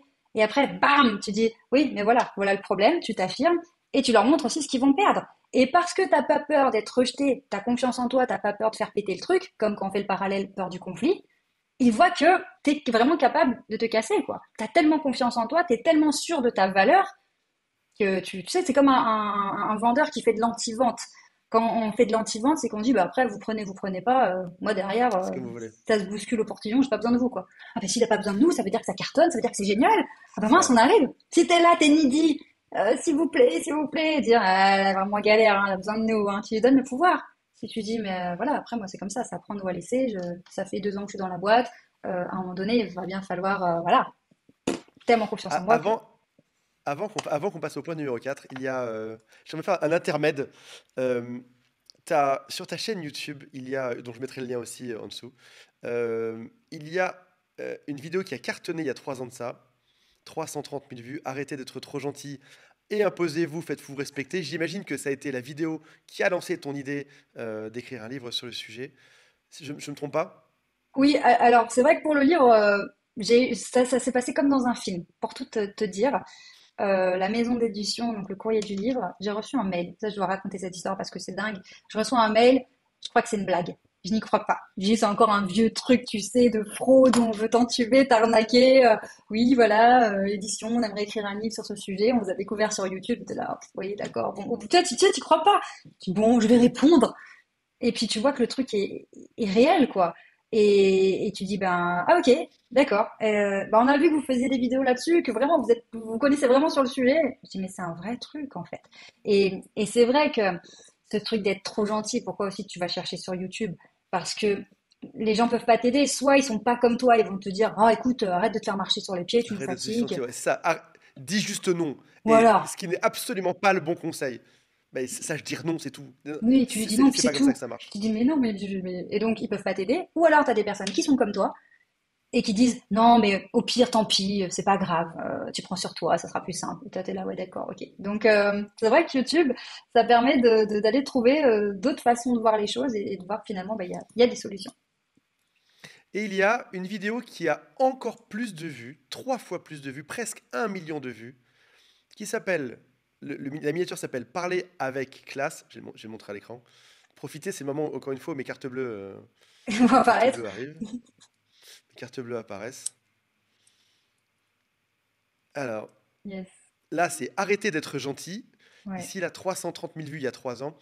Et il y a Parler avec classe. Comment parler avec classe et développer son charisme à l'oral. Presque 1 million de vues sur une vidéo qui a 2 ans. Est-ce que tu peux nous donner, peut-être, avant qu'on passe au point numéro 4, un petit conseil de parler avec classe? Est-ce que tu es une personne qui parle avec classe? Est-ce que je suis quelqu'un qui parle avec classe? Comment est-ce qu'on le sait déjà? Déjà, comment est-ce qu'on le sait qu'on a de la classe ou pas? Wesh. C'est quoi Alors, c'est quoi la bonne technique, wesh? Comment on alors, sait qu'on parle avec classe? je dirais que avoir un certain niveau de classe ou d'élégance, etc. Évidemment, la vulgarité est à proscrire, mais le point principal, le truc le plus important à travailler, ce sont des conseils très basiques mais qui font la différence, c'est de ralentir pour ne pas être dans la précipitation, parce que la précipitation illustre une nervosité, un stress, donc un manque de confiance en soi, donc un manque d'estime de soi, toutes ces choses qui donnent pas du tout envie et qui au contraire, qui créent une forme de rejet parce que par empathie, on sent que la personne, elle est pas bien, elle est stressée, ça nous angoisse et donc c'est pas du tout classe. Donc, se décontracter, ralentir, c'est beaucoup plus charismatique et autre chose, oser articuler. Parce qu'on se sent souvent ridicule, peur du regard des autres, de bien ouvrir la bouche, et je le dis tout le temps quand je coach en prise de parole, il faut, pour savoir à quel moment on ouvre suffisamment la bouche, c'est le moment où on se sent un petit peu ridicule. Je dis, mais c'est bizarre, non, de parler comme ça. Mais quand je suis avec mes enfants, je leur parle pas comme ça. Je dis pas, allez vous brosser les dents. Mais quand on est en situation où on se met dans ce rôle de communicant, il faut bien articuler pour être plus audible, que les personnes puissent lire sur nos lèvres. Et donc tout ça fait que c'est à un certain niveau, les gens lambda vont pas oser le faire. Donc quand tu arrives à bien ouvrir la bouche, à être décontracté, déjà, tu sors du lot. Mais clairement, tu es très compréhensible. Ouais. J'ai une question qui est très personnelle sur moi, pour le coup. Oui. Euh, j'ai fait ma carrière. Moi, je suis de Lorraine, je viens de Metz, et on est connu notamment pour manger. On parle dans notre barbe. On mange les mots et on Oui. parle extrêmement vite. Et généralement, il n'y a qu'un Lorrain pour comprendre un autre Lorrain. Ce qui m'a mené sur de nombreuses années pour arriver à ralentir le rythme de ma voix. En plus, en étant timide, les Oui, timides, ils accélèrent parce qu'ils ont peur de prendre le temps de l'autre. exact. Les gentils aussi souvent. Donc j'ai fait ma carrière entière sur parler très vite et très mal des dizaines de millions de vues sur YouTube sur ça. Est-ce que je suis tendance en parlant très vite et très mal? Est-ce que je suis un ovni? Ou est-ce que si j'avais eu la capacité de mieux articuler, c'est marrant, depuis le début par mimétisme, j'articule mieux mes phrases. Ah bah, Est-ce que si j'avais eu le talent, est-ce que je suis un ovni? Ou est-ce que si j'avais mieux articulé toute ma carrière, j'aurais probablement fait non pas des dizaines de millions de vues, mais des centaines de millions de vues. alors, disons que Ou on le saura jamais. quand on articule mieux, on est mieux compris, donc c'est plus confortable. En gros, la communication, plus on rend le message confortable, plus ça passe. Dès qu'on crée de l'effort chez l'autre, la personne va décrocher. Si tu parles pas assez fort, elle doit tendre l'oreille, donc ça la fatigue, ça la gonfle. Si tu parles dans ta bouche, elle est là, oh, quoi, qu'est-ce qu'il dit? Plus la communication, en fait, quand elle est réussie, elle ne se voit pas. Plus c'est confortable, et même sur le plan émotionnel. Si toi, tu es à l'aise, la personne en face de toi, elle est à l'aise, donc elle se sent bien. Elle se sent bien sur le plan émotionnel. Elle t'entend bien. Elle lit bien sur tes Hmm. lèvres. Ton discours est structuré. Tu fais du storytelling, tu as des exemples, tu mets de l'émotion, du suspense. Donc là, tu es captivant parce que elle te suit, tu l'embarques. Maintenant, énormément de monde part dans leur barbe petit parce elles ont peur de prendre cette place, parce que c'est quand même bizarre, surtout dans notre culture française, on n'est pas du tout habitué à l'oralité. Je veux dire, soit tu récites des poèmes, soit tu fais un exposé au collège, tu passes des soutenances, c'est traumatisant. Alors que dans des pays comme aux États-Unis, je bosse avec des Américaines, c'est juste normal. Donc, Il y a une nouvelle jeunesse, jeunesse TikTok, euh, qui habituée à slider un verre de champagne à 10 heures. C'est parfait, c'est le réveil des champions, ça. c'est de Il l'eau, y a, des- il y a, je vous rassure. il y a, il y a, toute une jeunesse. J'ai l'habitude d'écouter mes vidéos YouTube en 1,5, tu vois. Oui. X2, j'y arrive pas. 1,5, on est à peu près bon. 1,4, 1,5, on est à peu près bon. Et la jeunesse qui arrive, les TikTokers qui arrivent sur YouTube euh, sont tellement rapides que je ne peux pas aller plus vite que x1. Ça va extrêmement vite. Il y a une petite jeune qui s'appelle Brett Cooper en Amérique, j'adore son travail, mais elle parle à une vitesse, même, alors, en plus c'est en anglais pour le coup, mais je dois être concentré d'une force pour Mhm. choper chacun de ces mots. Ça parle extrêmement vite et cette femme fait des centaines de milliers de vues par vidéo YouTube.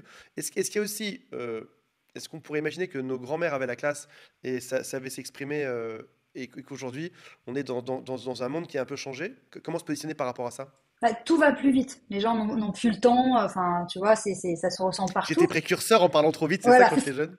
Donc, la clé, si tu veux, il y a une différence entre aussi la vitesse et l'énergie. Tu vois, parce que souvent on confond, il faut que tu mettes plus d'énergie, plus, faut que, voilà. Du coup, la personne elle accélère, mais c'est pas ça. Tu peux parler doucement et mettre de l'énergie, avec de l'intention. C'est en fait ce qu'on veut, c'est de l'énergie, de l'émotion. Et si la personne parle vite, si tu compenses avec une bonne articulation, c'est bon. Tu articules bien, tu fais des pauses le temps que la personne percute, qu'elle puisse avoir le temps d'intégrer ce que tu as dit pour repartir. Donc finalement, je dirais que c'est plus une question d'énergie que vraiment est-ce qu'il faut parler vite ou pas.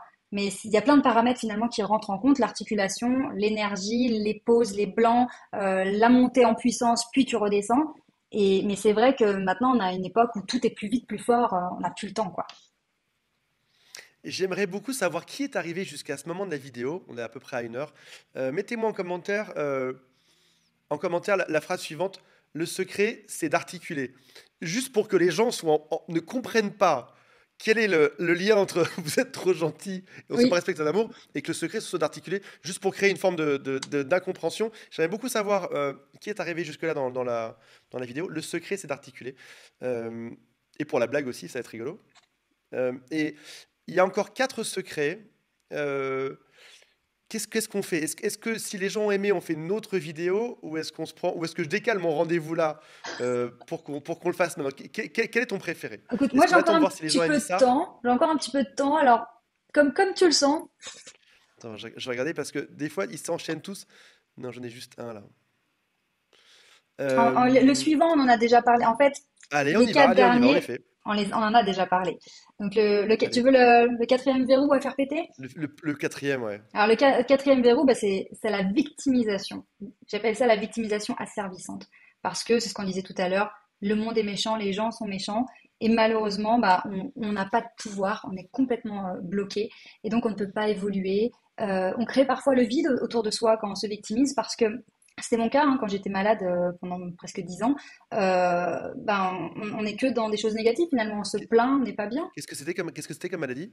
Alors, c'est un problème de vertèbre dans le dos qui a déclenché, donc suite à une chute, qui a déclenché des névralgies, donc des douleurs dans le visage, les bras, les jambes, des vertiges que j'ai toujours encore Mon aujourd'hui Dieu. parce que je suis pas, voilà, c'est un cocktail explosif si tu veux à cause du système nerveux qui est parti en vrille suite à cet accident. Et si tu veux, j'étais incapable de faire les choses simples de la vie, aller chercher du pain à la boulangerie, ça m'épuisait pour la journée. Donc, quand t'es comme ça, ben t'es mal, et tu dis mais je peux rien faire, et t'attends que la solution vienne de l'extérieur. Personnellement, ça m'a pris 10 ans, donc de mes 15 ans à mes 25 ans, pour me dire, mais mince, si ça continue comme ça, comme on le disait tout à l'heure, je vais arriver à la fin de ma vie et waouh, j'aurais attendu toute ma vie une solution en étant malheureuse. Et c'est comme ça que je suis devenue entrepreneuse en me disant, bah si mes problèmes de santé m'interdisent, comment dire, m'empêchent d'être salariée dans un boulot classique, voilà, comme tout le monde, il va falloir que je trouve une solution, que je crée ma solution. Et c'est là où j'ai décidé de créer ma première entreprise. Alors, c'était du conseil en images avec des robes de mariée, des couturières, c'était tout un truc. Chouette. Et finalement, ça a été, je pensais que c'était le projet de ma vie. Finalement, ça n'a été qu'une étape. Mais souvent, on ne se rend pas compte, on ne sait pas au début. Et ce qui fait qu'aujourd'hui, je fais ce métier. Mais tant qu'on est dans c'est la catastrophe, je peux rien faire, que subir. Et donc là, dans notre cas, c'est être trop gentil, bah, on n'a aucun pouvoir. Mais ça demande énormément de courage de prendre ce pouvoir et d'avoir J'imagine. la foi aussi, en disant ça va le faire. Alors moi, je n'ai que 23 ans, donc je sais pas où est-ce que tu en es arrivé encore pour l'instant, mais ça peut-être que tu vas le découvrir. J'aimerais, plus sérieusement, j'ai 24 ans. Il y a un vrai sujet qui est, là tu vois, tu as eu cet accident qui t'a fragilisé, et on imagine bien que, on fait très vite des liens entre je suis hypersensible, je suis fragilisé, il m'arrive des choses dans ma vie, ce qui fait que plutôt que de pouvoir affronter le monde, tu vois, paralysé, Mm. souci de vertèbre, plutôt que d'affronter le monde, pas comme un conquérant, mais plutôt que de pouvoir répondre au monde, je suis parfois un peu plus passif dans ma vie. Mm. Et est-ce qu'on pourrait aussi imaginer qu'une personne qui s'est fait moquer quand elle était petite à la récréation parce qu'elle était un peu différente, ce garçon qui avait 5 kilos de trop quand il était au CM1, cet autre garçon, je sais pas, les enfants peuvent être très durs et très cruels, Mm. et on peut imaginer que soit des choses de la vie comme je suis différent, on s'est moqué de moi, même encore aujourd'hui, je suis un homme ou une femme qui est un peu différent, fait que ça va. Si la vie a été dure avec toi, tu développes une forme de gentillesse pour être accepté en permanence. Est-ce que c'est lié? Oui, je pense qu'il y a ce côté où tu as honte et c'est d'ailleurs un des autres verrous, hein, voilà, je vais le dire là, t'as honte d'une partie de toi, une partie de ta vie. Du coup, t'es gêné, tu essayes de cacher cette partie en espérant que les gens le voient pas trop, et donc tu fais profil bas parce que tu ne t'acceptes pas totalement. Et moi, pendant des années, j'étais hyper gênée de mes problèmes de santé qui faisaient que j'avais des vertiges. Aujourd'hui encore, je peux pas conduire. Je me sentais nulle par rapport aux autres. Et puis, enfin, t'étais désolée en fait. T'étais désolée d'être comme ça. T'essayes de te faire pardonner, de te faire aimer, en te disant que t'es nulle, que t'es moins bien. Donc forcément, ça biaise tout. Je suis moins bien, donc je vais être plus gentil pour compenser Oui, et pour qu'on m'aime. Je ne suis exactement. pas suffisant, une des bonnes équations de la dépense affective, je ne suis pas Oui, suffisant, donc je vais être beaucoup plus gentil, je vais faire plus de je vais cadeaux, je vais compenser. aider pour être Parce aimé que par la je suite. suis désolée d'être aussi nulle. Je suis désolée d'avoir ces C'est ça. problèmes. Donc pour me faire pardonner, voilà, je vais prendre sur moi. Quel est le verrou suivant? Le verrou suivant, c'est ce que j'appelle le système IPL. Donc, ça parle des injonctions. Alors, le système IPL, c'est un outil que j'ai développé parce que souvent, on parlait d'injonctions et on était assez flou. Donc, I pour injonction, il faut que tu sois gentil dans la vie avec les gens. P pour peur.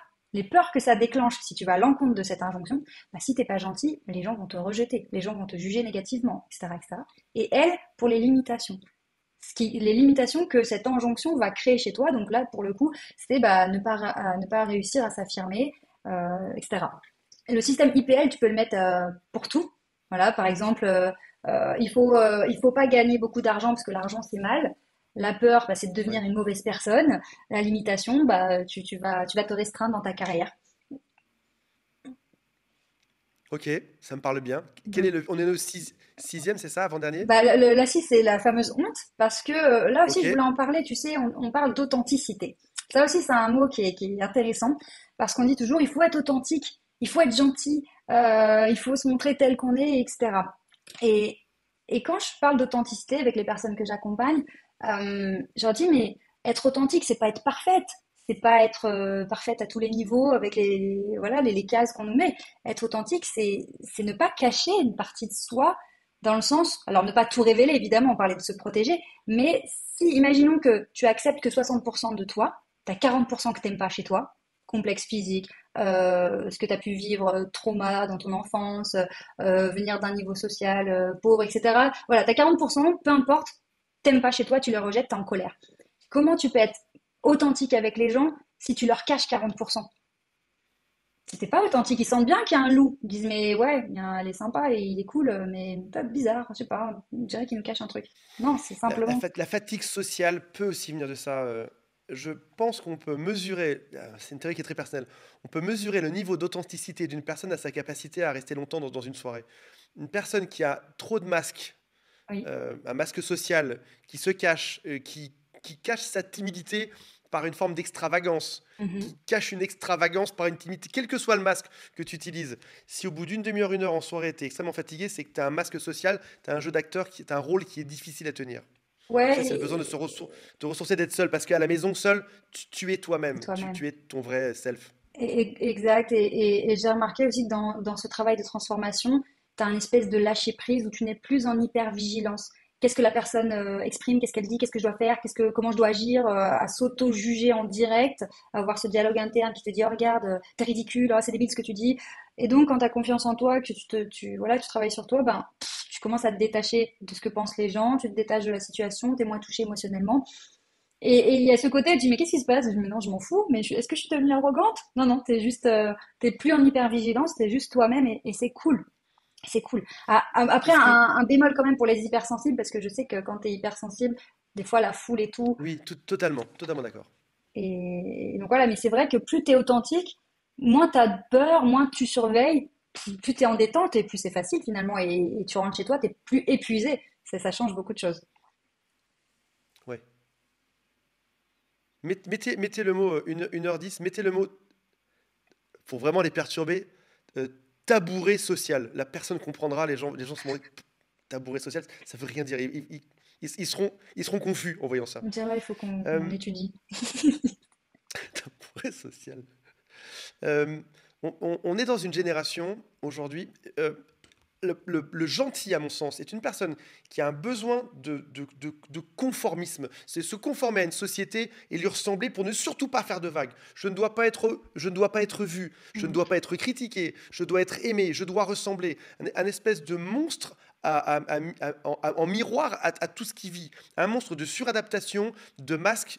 C'est aussi une personne, et c'est dur ce que je vais dire, mais on peut se permettre entre gentils aujourd'hui, c'est aussi une personne qui est malhonnête dans le fait de montrer un visage de quelque chose qu'elle n'est pas en fait. Je me conforme à une société pour leur ressembler, pour ne pas critiquer, par peur, par lâcheté, etc. Je suis dur là, mais par peur, par lâcheté, mais je ne suis pas honnête, je suis quelqu'un globalement de malhonnête si je suis quelqu'un de trop gentil.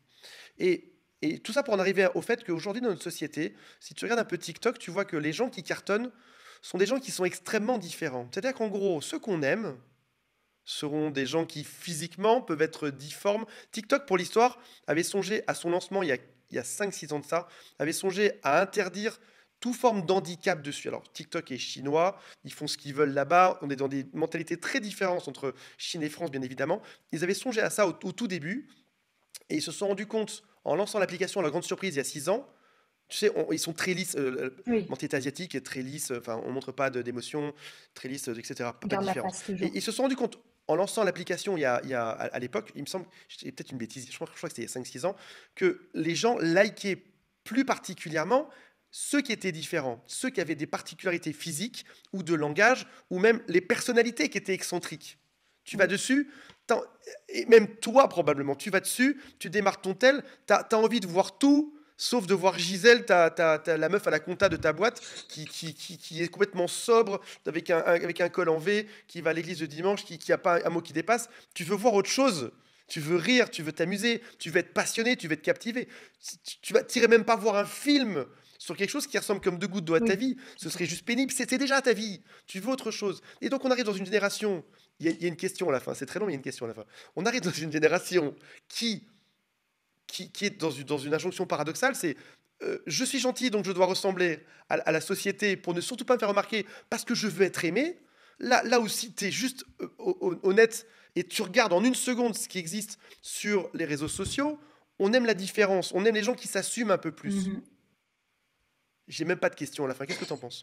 Je pense que se À quel moment on différencier, s'assume là-dedans? C'est et ça la question. À c'est quel moment ça. on s'assume? Parce que s'assumer, c'est accepter d'être différent, être authentique, voilà, c'est s'accepter pleinement dans notre façon de vivre, dans ce qu'on fait, notre style vestimentaire, dans tout. Et s'assumer, ça demande du courage. Donc quand une personne sort du groupe, il y a déjà quelque chose de très animalier, hein. Je veux dire, quand on est dans le groupe, c'est comme les moutons, on est en sécurité.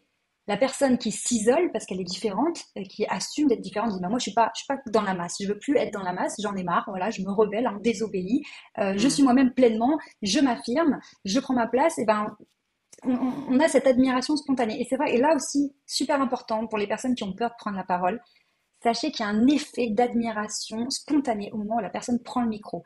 Parce que souvent on se dit, oh là là, je prends le micro, ils vont me juger, ils vont voir que je suis stressée, ils vont voir que je dis n'importe quoi.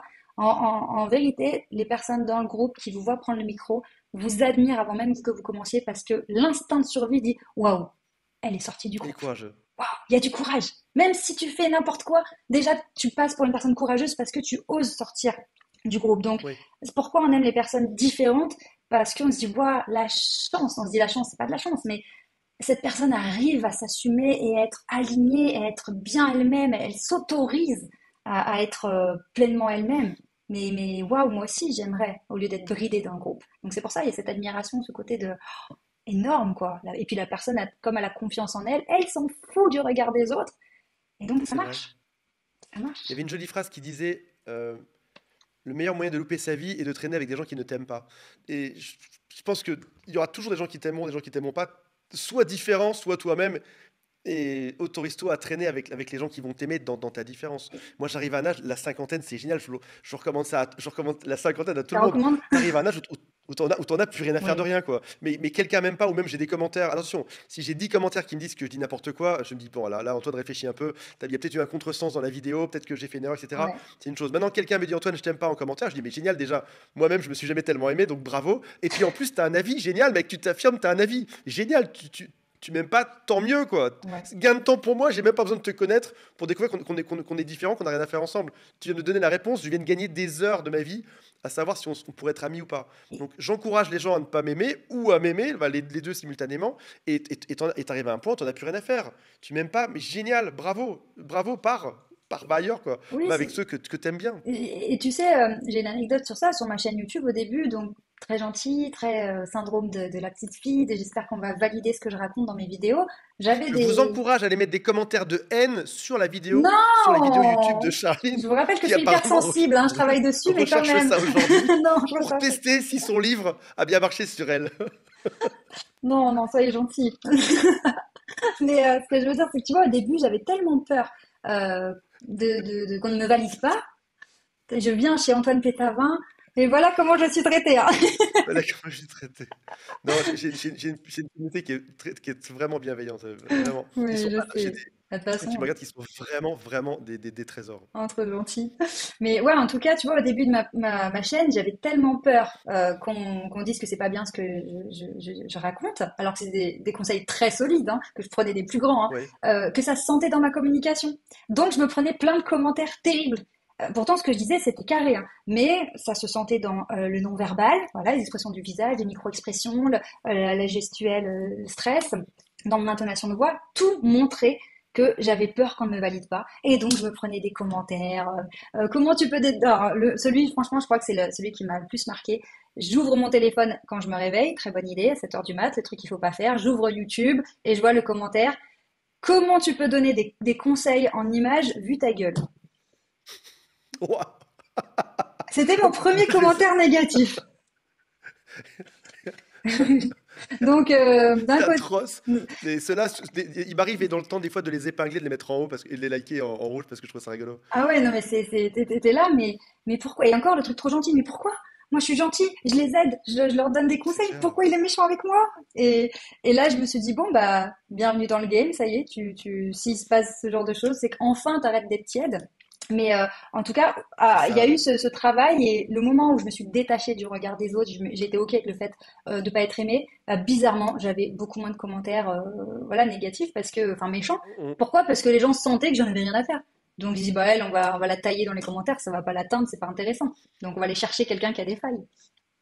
on dit tu existeras sur YouTube le jour où tu auras la chance d'avoir des commentaires négatifs. Ouais. C'est là où tu commences à exister. Avant, tu n'existes pas dessus. Bah Et la non, chance d'en avoir un, ça veut dire que tu as à peu près démarré un bout c'est ça, d'influence de tu quelque chose. commences. Ouais, exactement. Ça a été un long chemin pour moi aussi, et je ne vous incite pas à retrouver ces vidéos sur ma chaîne, parce que déjà elles sont noyées parmi toutes celles que j'ai sorties, mais il y en a certaines où j'ai fait un travail, hein. Je tousse dessus, il y en a d'autres où je prends un verre d'eau, je m'arrête pendant 10 secondes pour créer un malaise et accepter que je peux ne pas être parfait.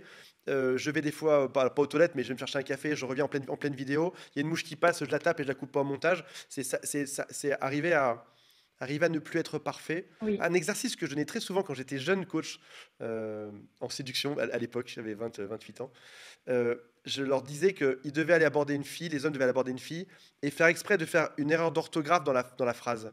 Comme ça, leur focus était sur le fait d'être imparfait, plutôt que d'être sur la peur d'aller aborder une inconnue.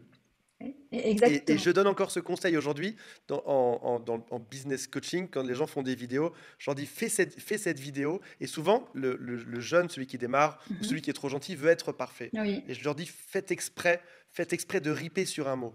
Et- et- Double une syllabe, mais deux fois bégaye quelque part, mais fais-le exprès. C'est vrai que ce Ça va côté t'entraîner. à vouloir être parfait pour être aimé, c'est terrible parce que finalement on se bride, on bloque la connexion émotionnelle, il se passe rien. Et clairement, moi, c'est le jour où voilà, je me suis acceptée. Bah, j'ai commencé à faire des blagues quand je faisais des conférences. Je voyais que le public rigolait. Je dis mais attends, en fait, je suis drôle. Ah, en fait, je suis drôle. Et donc j'ai commencé à accepter des parties de moi-même que je n'acceptais pas. Et quand j'ai été spontanée dans mes vidéos, c'est là que les vidéos commençaient à fonctionner parce que les gens commençaient à me dire ouais, pour une fois que c'est pas un truc monté, coupé, on a une vraie personne qui parle.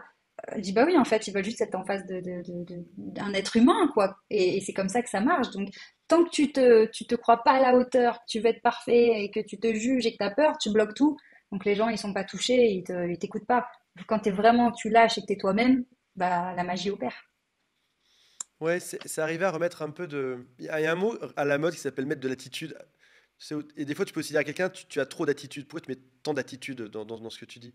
Mais au moins, on m'a remonté que mes vidéos étaient un peu trop robotiques, celles du début. Mhm. Très parfaites, très Ah oui, droites, très centrées. Des cuts sur tout mot qui pouvait être mauvais. Et on m'a conseillé de mettre un peu plus d'attitude. Avec l'extrême inverse, à l'extrême de ça, tu pourrais avoir l'image d'un homo qui en ferait des tonnes dans le drame, etc., comme on peut le voir dans certains films, très drama queen, etc. Ce serait le maximum du truc, mais c'est trouver un juste chemin entre trop robotique, trop parfait, etc., trop lisse. D'un autre côté, trop d'attitude, qui serait d'en faire des tonnes, d'en rajouter, etc. Trouver une espèce de juste milieu, mais s'autoriser à avoir une attitude là-dedans. oui, c'est ça. C'est comprendre que quand on est en communication, surtout quand on est seul face à une caméra, seul face à un groupe, à un public, à un moment donné, on doit monter le curseur. Parce que c'est Oui, comme quand on se maquille pour aller sur scène ou en vidéo, voilà, on se maquillerait pas de la même façon juste pour aller bosser normalement. On est obligé de pousser les curseurs pour que ce soit à un niveau correct. Et donc, il faut accepter, voilà, d'en mettre un peu plus. Mais ça veut pas dire qu'on fait semblant, qu'on joue un rôle. C'était juste une version de nous pousser pour que ça fonctionne. Donc, oui. trouver ce juste milieu. Et il y a aussi le fait de sentir, quand je commence à travailler avec une personne sur une prise de parole, je fais en sorte qu'elle sente à quel moment elle est dans cet état de communication. Je veux dire, quand je suis chez moi avant qu'on se connecte ensemble, je suis à un niveau plus bas en énergie. Et quand c'est parti, Je sens même dans mon corps, corporellement, que je suis dans cet état de communication. Et c'est juste s'adapter à la situation finalement. Oui. S'autoriser à être différent. Je pense qu'il y a aussi un piège qui est que lorsqu'on s'autorise à être différent ou à devenir un peu plus soi-même, à devenir imparfait, et j'encourage tout le monde à être là-dedans, on peut régresser après, revenir en arrière, parce que on s'autorise à être différent et tout d'un coup tout le monde nous rejette. Sauf que si on se rappelle de l'image du monde de tout à l'heure, le monde qu'on s'est créé, on est dans un monde où tu es vu comme le gentil qui s'adapte à tout le monde et qui fait jamais de vagues. Et donc forcément, le pli est pris et Mm. arriver à s'affirmer différemment fait que tout ton univers va te rejeter. C'est quasiment, si je fais une caricature, c'est quasiment accepter de devoir jeter tout son univers d'avant pour retrouver de nouveaux amis qui te connaîtraient de manière différente. J'ai une petite sœur qui Oui. s'appelle Aurore, si elle me regarde, euh, qui, euh, qui dans la famille était, c'est des souvenirs quand j'étais tout petit, elle est enceinte, ma soeur, s'il me regarde au passage, euh, qui était toute petite, on était à l'école et en famille, elle était toujours toute sage, toute mignonne, bien brossée, etc. Et puis, euh, et puis un jour, on l'entend au téléphone avec ses copines et elle était très différente, Mm. très affirmée, très rigolote et elle revenait avec nous, et toute lisse, toute droite, etc.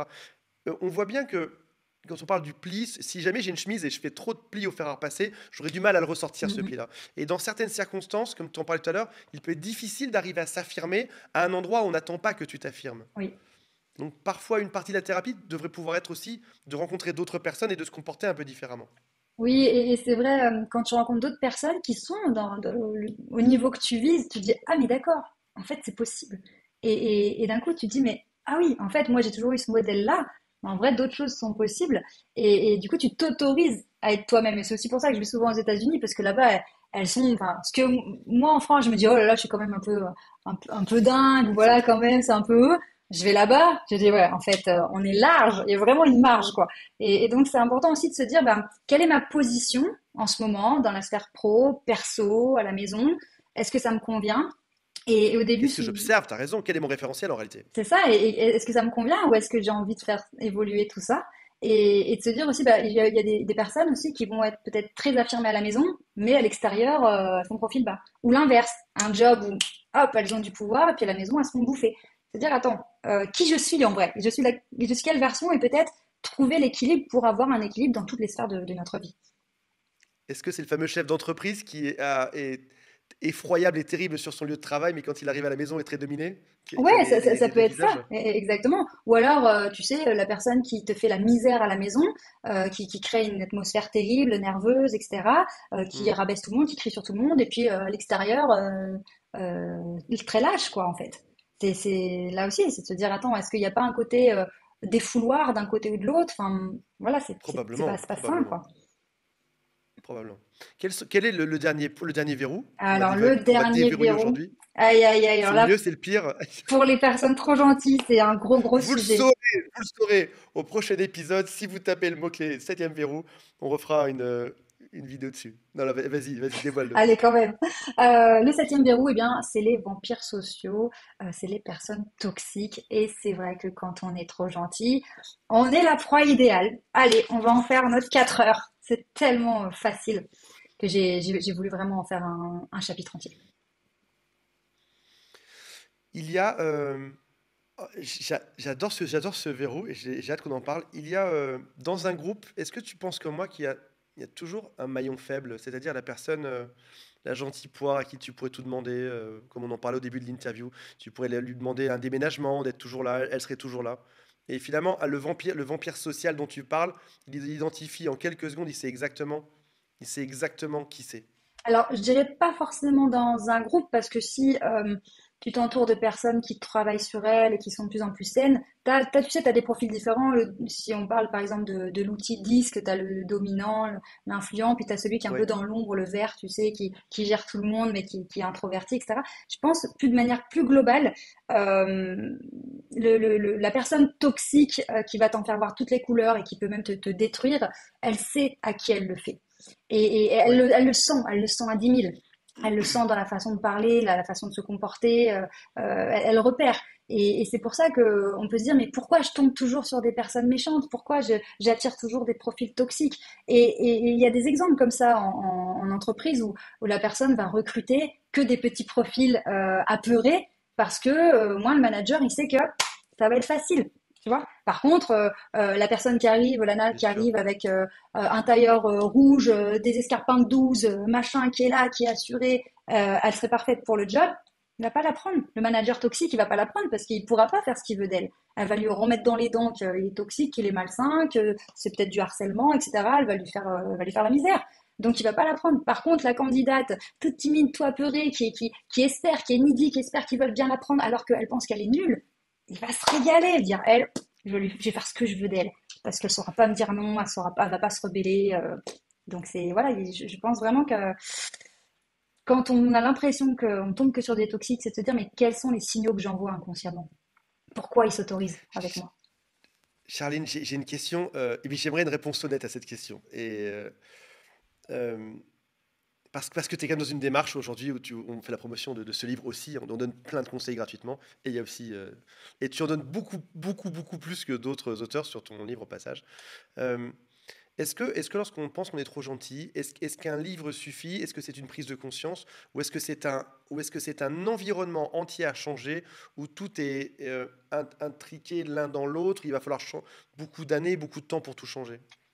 Moi, Comment ça fonctionne? mon souhait avec ce livre, c'est que les lecteurs se prennent des claques. Alors des claques.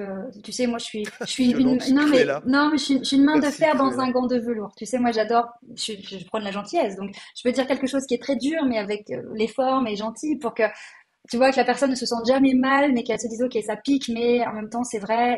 Et donc ce livre, c'est vraiment une main de fer dans un gant de velours pour que les personnes se disent mais mince, mais en fait j'étais à côté de la plaque, en fait je peux faire des choses, en fait je peux reprendre ma vie en main, je peux arrêter de subir, etc. Et les 7 verrous, ils n'ont pas été construits au hasard, c'est vraiment des couches qu'on enlève. Parce que quand tu fais tout ce travail sur toi, que tu sors de la victimisation, que tu fais péter tes injonctions, tu désobéis, tu dis maintenant je m'affirme, tu comprends qu'en fait les gens toxiques, bah, c'est juste que tu t'affirmais pas assez et que du coup ils pouvaient te manger comme ils voulaient. Et tous les verrous, si tu veux, sont interconnectés. Quand tu travailles sur un, ça se répercute sur l'autre. Et c'est vraiment dans une espèce d'un effet cumulé que ça se passe. Et donc ce livre, évidemment, je l'ai écrit pour que ce soit un raz-de-marée positif chez les personnes qui le lisent, qui se disent mais waouh, je voyais pas les choses comme ça, mais ok, et qu'un vrai travail commence, parce que c'est vrai que le travail, c'est un travail en Donc ces profondeur, verrous sont ça prend du intriqués temps. les uns dans les autres, et finalement, à chacun, en les déverrouillant chacun, on déverrouille toute l'équation. Je te donne un exemple. Si tu bosses sur ton estime de soi, tu te dis, ok, en fait, je mérite de réussir. Bon, bah, si je mérite, c'est que quelque part, je dois pouvoir le faire. Donc, tu prends confiance en toi parce que tu te valorises, tu dis, mais attends, je mérite d'y arriver, donc peut-être que j'en suis capable finalement. Ok, je suis capable. Et finalement, si j'ai envie d'aller vers ça, tant pis si certaines personnes sont contre. Non, ce qui compte, c'est moi parce que je me valorise, donc tant pis pour le regard des autres. Et tout ça, en fait, à chaque fois, rebondit et tu montes en puissance. Charlène, un immense merci d'avoir donné autant, d'avoir été aussi généreuse aujourd'hui dans tous les conseils que tu nous as donnés. Si on veut savoir, Charlène, si vous avez aimé cette interview, mettez des pouces vers le haut, vers le bas. C'est une stratégie marketing pour avoir plus de vues. Abonnez-vous. Je sais qu'il y a plus on a de gens abonnés aussi, plus on peut recevoir de gens chouettes comme Charline dans ce genre d'interview. Et un immense merci à toi. Merci beaucoup Antoine, c'était un plaisir.